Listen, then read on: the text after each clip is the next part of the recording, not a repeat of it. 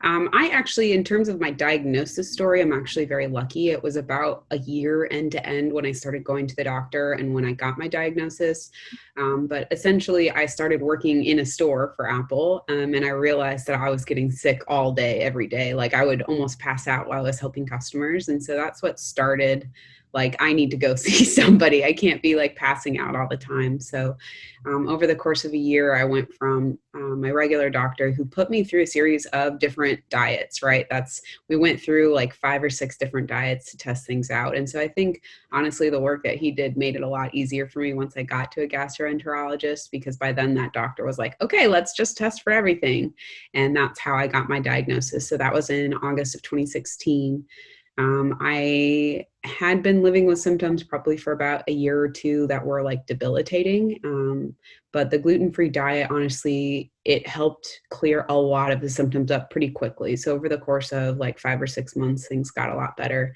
But that being said, it was like learning to live as gluten-free was insane, honestly. And, the doctor recommended seeing a dietitian. I was like, dietitians are expensive. I honestly didn't have the money. And so I just didn't.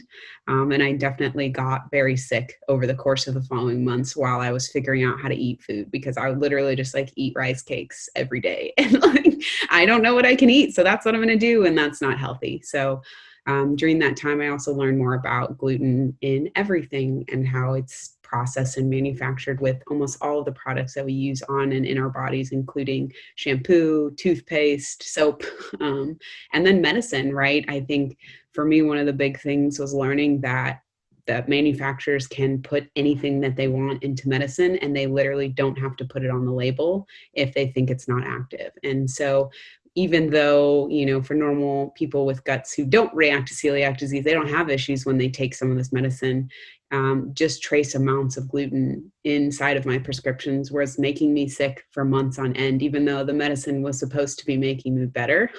So that's how I found out. And that's really when I started learning about reading into labels, but also contacting companies and researching on the back end and contacting compounding pharmacies and just learning about how medicine is put together and that process, which was insane and is really what spoke to me. Like, I have a lot of time and energy and intelligence to figure this out. What happens to the people who don't have this ability and who don't have this time? Like, they're just going to be taking medicine for their whole life that's literally killing them. And our country says that's okay. And so that's when I started looking for opportunities to get involved and to figure out what I could be doing that would allow other people to not experience that.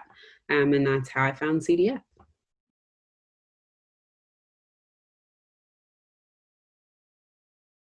I think it's a lot of just like the way you look at advocacy and the way that you can be involved, because it feels like such a big thing, right? It feels like there's just so many moving parts, and how can I possibly make an impact, and how can my one story mean anything to anyone? But the follow-ups that I had with some of the staff members and some of the people that I spoke with showed that like one person can absolutely change the mind of your legislature, and they can absolutely change the mind of a representative who honestly just had no idea. There are so many things that they're required to be knowledgeable about and to know about because they're representatives. And so having one person share that story and share their experience can show the reason why something can be important and the reason why time should be spent on that.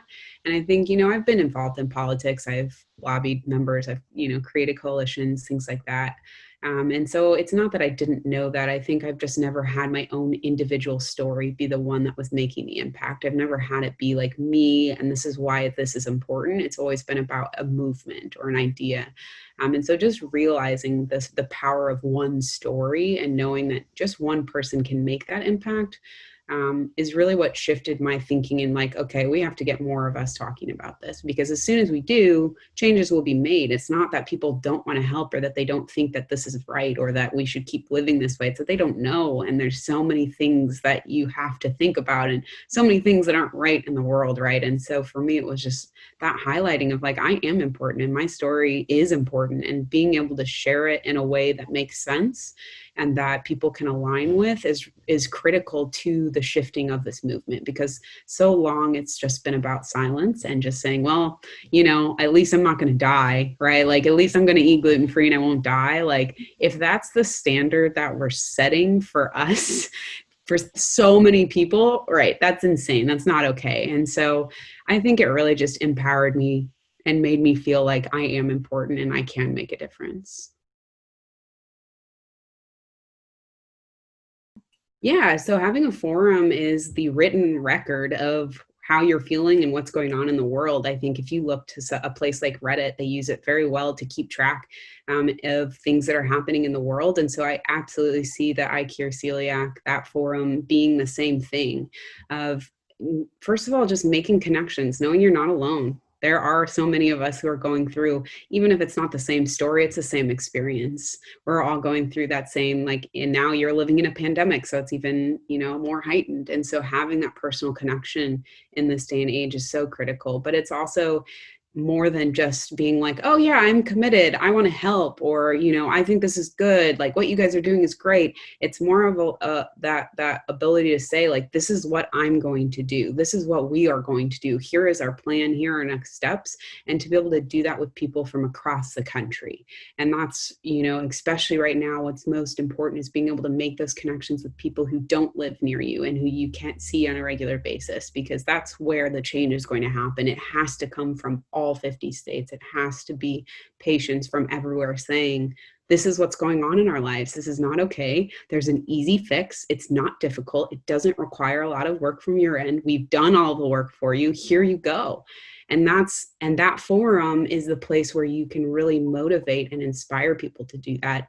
And as you mentioned, hold that commitment, right? And saying, like, hey, you've committed to this. Have you done it? Because an email is fine, a text message is fine, but if it's in a forum, everybody can see what's happening. Everybody can see that you said you were going to do this and that we're following up on it. It's no longer just a one-on-one communication, and it gives you resources. I don't know how to do XYZ. Look, I have this whole forum of other people who probably have this experience.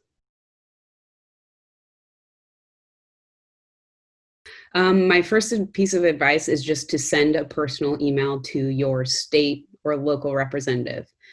As soon as you do that and you realize how easy it is, and how invested your local representatives are in you, you realize that you do have a voice, because it becomes very apparent in their response and in their ability to understand what you're telling them, that it is important. And starting small can give you that confidence and, like, I know what I'm doing. And it gives you that ability to practice too. We all like to practice things before we have to do them for real.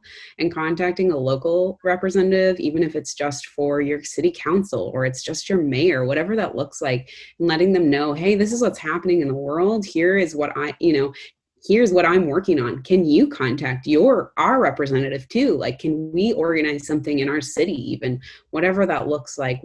Sharing your story on a small stage gives you the ability to learn all of that without all of this extra stress that comes from feeling like you have to be perfect and you have to have everything just right when you're speaking to someone who might be in the US Congress, for example.